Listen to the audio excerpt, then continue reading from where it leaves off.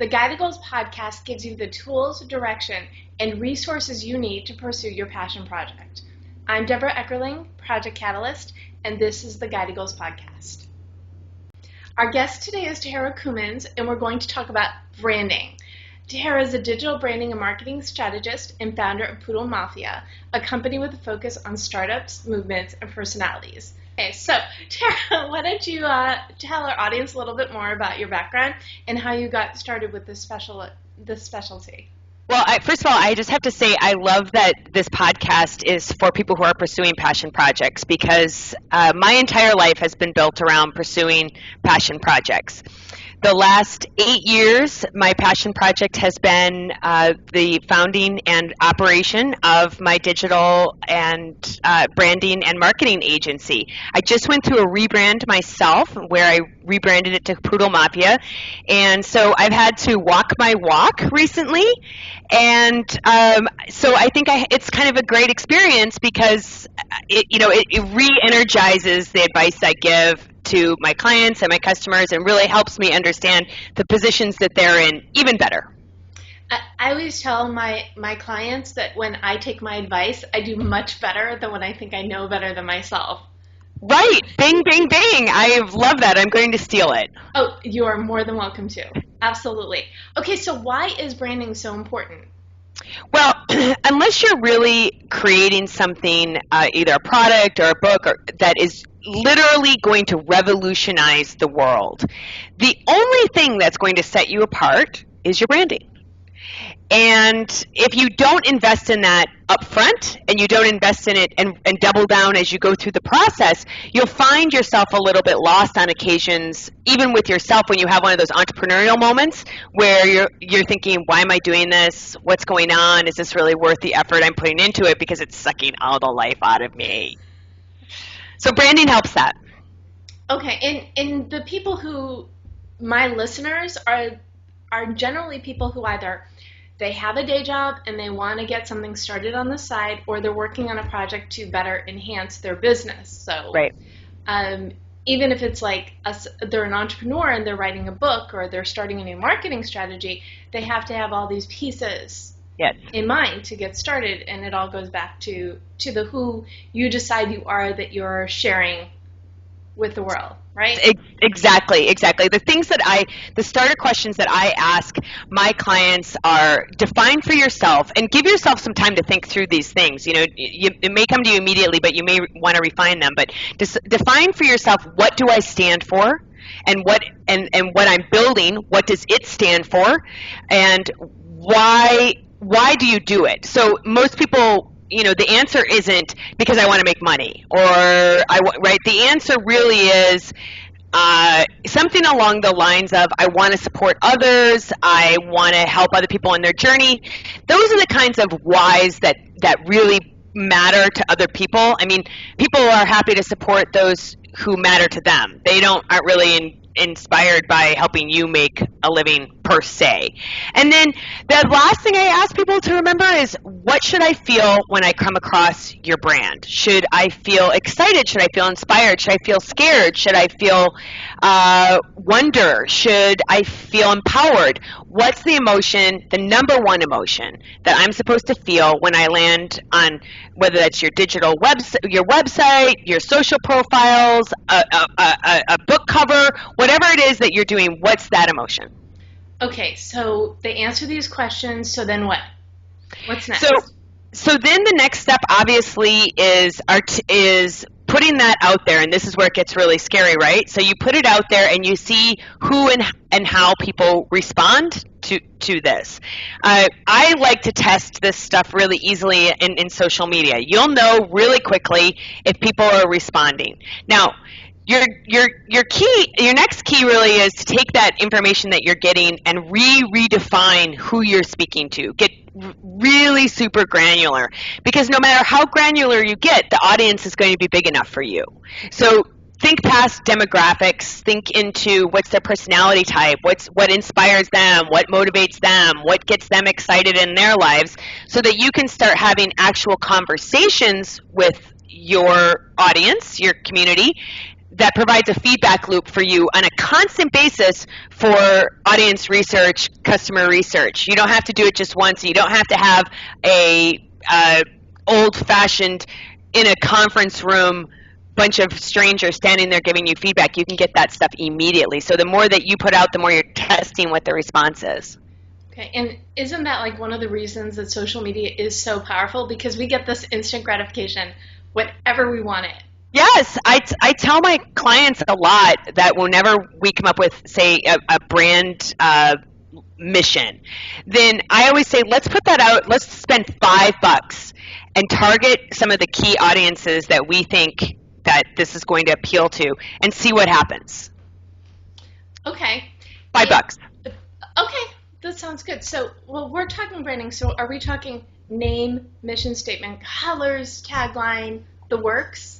Yeah, all of that is part of branding. Okay, for my approach on branding is on the much more of the how does all of those things, the colors, the logo, how does all of that reflect what I'm supposed to feel when I land on those properties, and what it means to do business or work or engage with me, okay?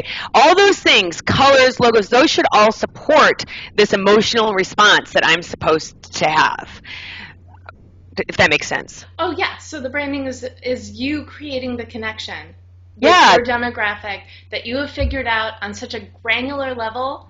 This is your person. Yeah, that's right. The brand is the emotional response that you get. And all those things play into that. And if there's disconnect along the way in any of those things, so, for example, Poodle Mafia's colors are black and bright green.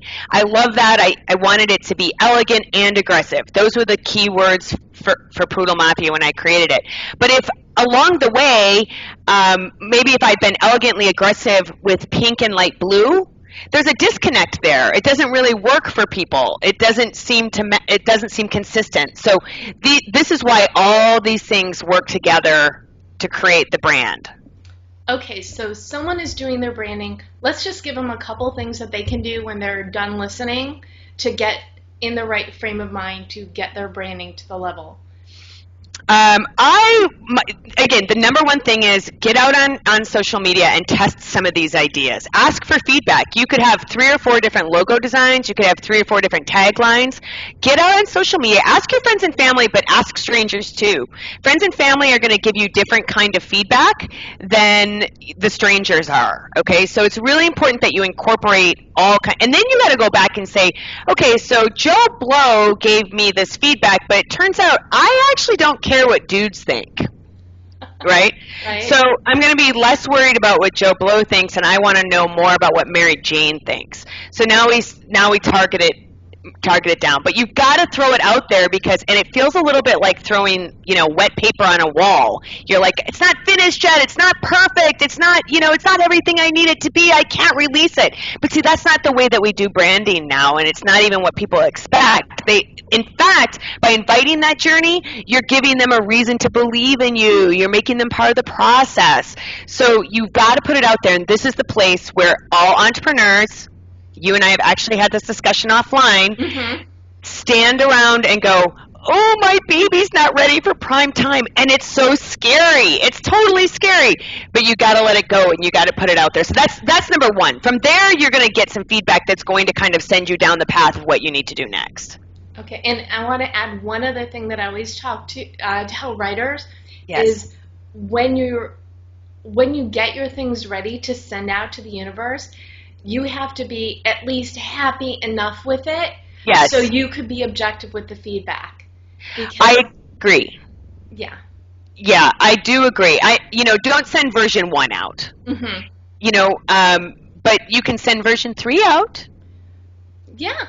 Or pieces, for writers, I would love to, writers can send out small snippets of things and ask, how do you feel when you read this? What do you think? What do you think the next line in the story should be? Not because you're going to write that next line in the story, but because you're getting people interested and curious in the process, and you're allowing them to be part of it. People love to be part of creative processes.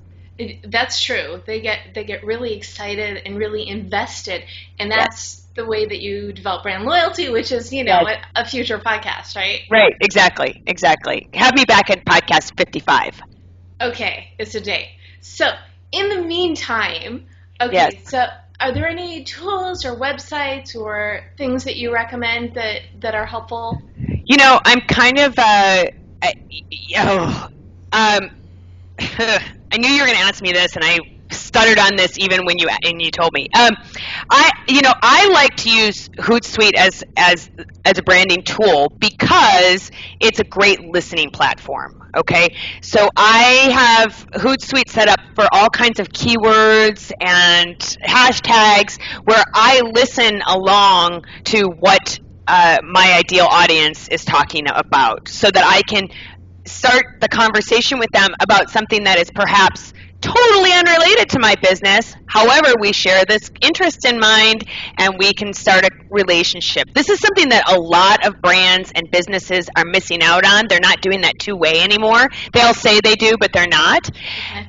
And small entrepreneurs and authors especially have a really unique opportunity because they're not some ginormous brand, because you're actually talking to a real human being, to really create personal relationships. I can't tell you how many books I have bought because I follow the author on Twitter.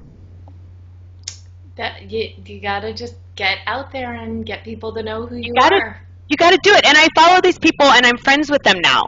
So now every time they release a book, I have to buy it. I mean, I want to be part of their journey. I want to support them. Even if I don't even read the book, which don't tell anybody, occasionally happens. I won't, but I can't promise the same of my listeners. Yeah, right. But I can't say that I don't feel great about supporting them in their journey. As as excited as I was for book 1, I'm just as excited for book 5 and 10. Right, I love that evolution. Okay, and just one more thing, and then we're going to wrap it up. And this is the other question that I know you're like, Deb, really? Are you going to ask me this? It's work-life balance. Because one thing I know that people with passion projects struggle with, from personal experience and the fact that I know a ton of authors and entrepreneurs, is the balance. Yeah. Yeah, we love our passion project, but it can't all be about work. So how do you achieve that balance?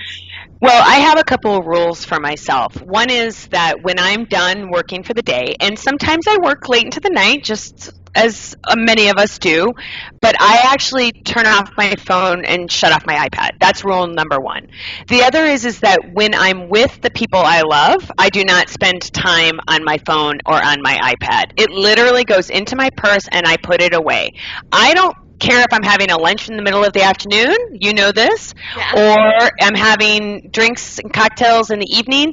I don't take my phone out. I work on being super present in the moment. That allows me to be super present in the moments when I'm at work.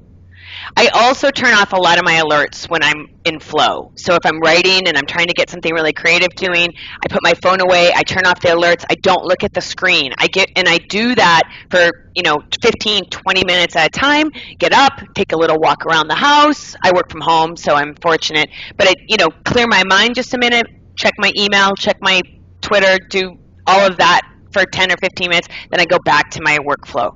So I work really, really hard on being present in the moment. That's the number one thing that I would give anybody for work-life balance. Okay, so at the end, I want to give homework, but given your work-life balance tips, I'm going to give 2 assignments to those who are listening. Okay. So the first one is going to be to pick something to share, whether it's a logo, an image, a mission statement, but pick something or 2 things to share with your network and say, okay, how do you feel about this? Which one do you like better, etc. And just send it out to the universe, and you can even post the link in the notes to this podcast. Oh, awesome. And then the other thing is we've got the personal goal is to have a lunch and put the phone away for the entire lunch. There you have 2 homework assignments. Any final thoughts? No, I just want to congratulate you on launching one of your passion projects. I'm so honored to be here for your first one, and I cannot wait to watch the journey of your community not just as they grow, but as they launch their projects as well. I'm going to be keeping an eye on everybody as they do their thing, and I hope you'll share it with me at Tara Coomans on Twitter so that I can help follow along in your journey and be a cheerleader for you from the start. Well, thank you so much. Remember, the time is now for your passion project, so just go for it. That's right.